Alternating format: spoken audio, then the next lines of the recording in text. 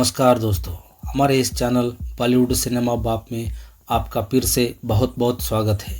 आज हम एक ऐसे अभिनेता के बारे में बात करेंगे कि अभिनय की दुनिया में कोई कसर नहीं छोड़ी। कॉमेडी के महान बादशाह, डांसिंग स्टार, सीधे स्वर्ग से उतरे। वो एक्टिंग में इतना ताकतवर है, पूछो मत। उसके डांस देखने के लिए, उनके बारे में लिखने के लिए 2 आंखें 12 हाथ काफ़ी नहीं। वो हमेशा मोहब्बत का तोहफा लेकर आए। वो कभी भी खुदगर्ज नहीं, दरिया दिल इंसान है। वही हमारे और आपके दुलारा हीरो नंबर 1 गोविंदा जी। शायद आज शब्द ही कम पड़ जाए। चलिए आगे बढ़ते हैं। अभिनेता अरुण कुमार और पूर्वभूत गायिका एवं अभिनेत्री निर्मला देवी के 6वीं संतान के रूप में गोविंदा आहूजा जी का जन्म 21 दिसंबर 1962 को मुंबई के विरार में हुआ। फिल्म अभिनेता गोविंदा जी ने अपने प्रारंभिक शिक्षा को अन्ना साहेब वर्तक कॉलेज मुंबई के वसई में पूरा किया है। गोविंदा जी के माता पिता की कुल 6 संतानें थी, जिनमें से गोविंदा जी सबसे छोटे और सबसे प्यारे बच्चों में से एक थे। गोविंदा जी का एक भाई कीर्ति कुमार एक अभिनेता, प्रोड्यूसर और डायरेक्टर के रूप में कार्य करता है। वहीं पर उनकी बहन कामिनी खन्ना एक राइटर, म्यूजिक डायरेक्टर और गायिका के रूप में भी दिखी है। गोविंदा की पत्नी का नाम सुनीता मुंजाल है। दोनों की शादी 11 मार्च 1987 को हुई थी, लेकिन दोनों ने ही इस शादी को लगभग 4 साल तक छुपा कर रहा। इसके पीछे के बहुत बड़े कारण रह चुके हैं। हालांकि आपको बता दें कि सुनीता की बड़ी बहन की शादी गोविंदा के मामा जी से हुई थी, जिसके कारण अक्सर सुनीता अपनी बहन से मिलने आया करती थी। गोविंदा भी उसी वक्त अपने मामा जी के पास ही रहा करते थे, क्योंकि उस वक्त गोविंदा बॉलीवुड में स्ट्रगल कर रहे थे। उस समय सुनीता और गोविंदा बहुत छोटे थे, जिसके कारण दोनों काफ़ी लड़ा करते थे, क्योंकि दोनों के ख्याल एक दूसरे से नहीं मिलते थे। सुनीता एक मॉडर्न टाइप की लड़की थी, जबकि गोविंदा देसी टाइप के लड़के थे, जिसके कारण दोनों के विचार नहीं मिलते थे। लेकिन दोनों के बीच धीरे धीरे नज़दीकियाँ बढ़ती चली गई। जिसके बाद सुनीता जब 18 साल की थी, उस वक्त गोविंदा 24 साल के थे। दोनों ने शादी कर ली। हालांकि इस शादी को 4 साल तक छुपाने की वजह यह रही क्योंकि गोविंदा उस वक्त बॉलीवुड में नहीं थे और अच्छा काम कर रहे थे, और उनकी फ़ैन फॉलोइंग धीरे धीरे बढ़ रही थी, और उनकी उस वक्त फीमेल फॉलोइंग काफ़ी अच्छी थी, जिसके कारण गोविंदा ने इस बात को छुपा कर रखा। क्योंकि अगर वह उस वक्त यह बात दुनिया के सामने रख देते तो उनकी फीमेल फॉलोइंग कम हो सकती थी। गोविंदा की पत्नी सुनीता की माताजी नेपाल से है, जबकि उनके पिताजी पंजाब से है, इसलिए सुनीता आधी नेपाली और आधी पंजाबी है। गोविंदा के एक बेटा और एक बेटी है। गोविंदा की बेटी का नाम नर्मदा आहूजा है, जिनका जन्म 16 जुलाई 1988 को हुआ था, लेकिन लोग उन्हें प्यार से टीना के नाम से भी जानते हैं। टीना बॉलीवुड अभिनेत्री है। वहीं गोविंदा के बेटे का नाम यशवर्धन आहूजा है, जिनका जन्म 1 मार्च 1997 में हुआ था। गोविंदा अपनी अनोखी नृत्य कला के लिए भी प्रसिद्ध है। वे एक बेहतरीन कॉमेडियन भी है। अपने जीवन काल में गोविंदा को अब तक 12 फिल्म फेयर अवार्ड, नाम निर्देशन, एक विशेष फिल्म फेयर अवार्ड और बेस्ट कॉमेडियन का फिल्म फेयर अवार्ड और 4 जी सिने अवार्ड मिल चुके हैं। उनके नाम बॉलीवुड में एक साल में सबसे अधिक फिल्म देने का रिकॉर्ड दर्ज है। उन्हें नंबर 1 की किताब भी हासिल है, क्योंकि उनकी 6 फिल्मों के नाम के अंत में नंबर 1 लगा हुआ है। उन्होंने लगभग अपने समय के हर अभिनेताओं के साथ काम किया है। गोविंदा जब हिंदी सिनेमा में आए, उस समय का दौर एक्शन और रोमांस का था। उस समय कॉमेडी के क्षेत्र में कोई ऐसा हीरो नहीं था जो फिल्म में लीड रोल निभा सके। गोविंदा के आगमन ने हिंदी फिल्मों में हास्य रस से भरपूर फिल्मों के दौर को फिर से अस्तित्व में ला दिया है। कहना गलत नहीं होगा। गोविंदा ना सिर्फ कॉमेडी में बेहतरीन थे, बल्कि डांस और ड्रामा में भी उनका कोई जवाब नहीं था। डांस के साथ चेहरे पर वैसा ही भाव रखने की कला में शायद ही कोई उनसे बेहतर हो। गोविंदा की पहली रिलीज फिल्म इल्ज़ाम थी, जिसमें गोविंदा, शत्रुघ्न सिन्हा, नीलम कोठारी, शशि कपूर, प्रेम चोपड़ा और अनिता राज मुख्य भूमिका में नजर आए थे, और डायरेक्शन शिबू मित्रा ने किया था। संगीत भक्ति लहरी का था। साल 1986 की 5वीं हिट फिल्म बन गई। फिल्म का स्ट्रीट डांसर वाला गीत उन दिनों सबकी जुबां पर छा गया और रातों रात गोविंदा डांसिंग स्टार भी बन गए थे। हालांकि उनकी पहली फिल्म तो लव 86 थी। 80 के दशक में उन्होंने बॉलीवुड में एक्शन हीरो के रूप में अपनी पहचान बनाई और फिर 90 के दशक में उन्होंने अपनी पहचान एक हास्य अभिनेता के रूप में बनाई थी।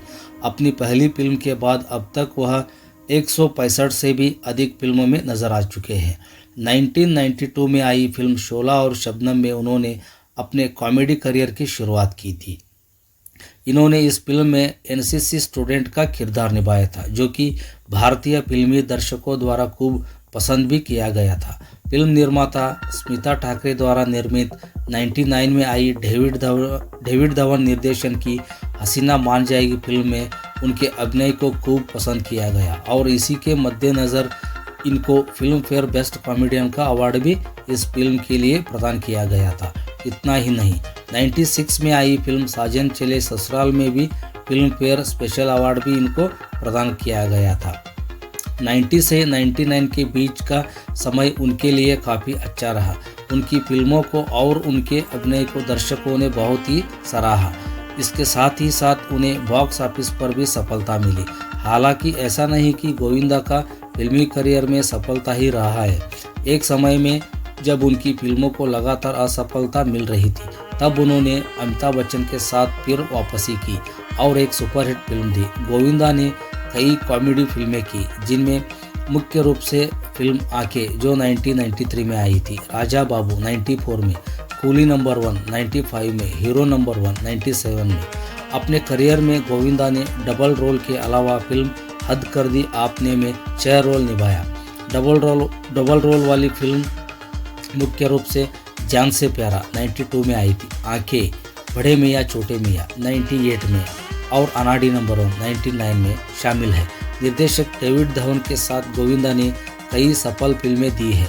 डेविड गोविंदा की जोड़ी एक तरह से फिल्म की सफलता की गारंटी थी। उन्होंने अक्षय कुमार के साथ 2006 में भागम भाग, सलमान खान और कैटरीना कैफ के साथ 2007 में पार्टनर, 2009 में लाइफ पार्टनर और अमिताभ बच्चन के साथ बड़े मियाँ छोटे मियाँ जैसी बहुत सी सफल फिल्में की। गोविंदा अक्सर सेट पर लेट आते थे और इसके कारण कई निर्माता निर्देशक उनसे परेशान रहे। गोविंदा कई रियलिटी शो में भी जज की भूमिका में नजर आ चुके हैं। 2015 में उन्होंने जी टीवी के dance reality show dance India dance super mom season 2 Mithun Chakraborty की जगह पर जज की भूमिका भी निभाई थी। गोविंदा ने कई कलाकारों के साथ बार बार काम किया है। शक्ति कपूर के साथ उन्होंने 42 फिल्में की है। कादर खान के साथ गोविंदा ने 41 फिल्मों में नजर आ चुके हैं। शक्ति कपूर, गोविंदा और कादर खान एक साथ 22 फिल्में कर चुके हैं। नीलम, करिश्मा कपूर और रवीना टंडन के साथ गोविंदा ने 10-10 फिल्में की है। गोविंदा ने डायरेक्टर डेविड धवन के साथ पहली बार फिल्म ताकतवर में काम किया था। उसके बाद 90 के दशक में लगभग 17 फिल्मों में काम किया, जिनमें स्वर्ग, शोला और शबनम, कूली नंबर 1, राजा बाबू, साजन चले ससुराल, बनारसी बाबू, दीवाना मस्ताना, हीरो नंबर 1, बड़े मियाँ छोटे मियाँ, हसीना मान जाएगी और आंखें जैसे फिल्में थी। 94 में आई फिल्म खुद्दार की शूटिंग के लिए जाते समय गोविंदा मरते मरते बचे। उनकी कार एक दूसरी कार से टकरा गई। उनके सिर पर गहरी चोट लगने और खून बहने के बावजूद उन्होंने शूटिंग रद्द नहीं की। गोविंदा ने एक दर्शक संतोष राय को फिल्म मनी है तो हनी है के सेट पर चांटा मार दिया था। संतोष पर आरोप था कि वह फिल्म की सेट पर शामिल लड़कियों से बदतमीजी कर रहा था और गोविंदा द्वारा प्रार्थना करने के बाद भी वहां से नहीं गया। संतोष राय ने चांटे को लेकर एक केस मुंबई हाई कोर्ट में दर्ज कराया, जिसे रिजेक्ट कर दिया गया। बाद में यह केस सुप्रीम कोर्ट में भी दायर किया गया। दिसंबर 2015 में सुप्रीम कोर्ट ने गोविंदा को माफ़ी मांगने को कहा। गोविंदा जी ने फिल्मी जगत में अपनी काबिले तारीफ तो छोड़ी है, मगर इसके अतिरिक्त उन्होंने राजनीतिक क्षेत्र में भी अपना अहम योगदान दिया हुआ है। महाराष्ट्र, मुंबई के उत्तर क्षेत्र में गोविंदा जी ने भारतीय राष्ट्रीय कांग्रेस पार्टी की तरफ से साल 2004 में 7वें संसद के रूप में चुनाव लड़ा था और वे जीत भी हासिल की थी। उनका सामना इस चुनाव में राम नायक जी के साथ में था।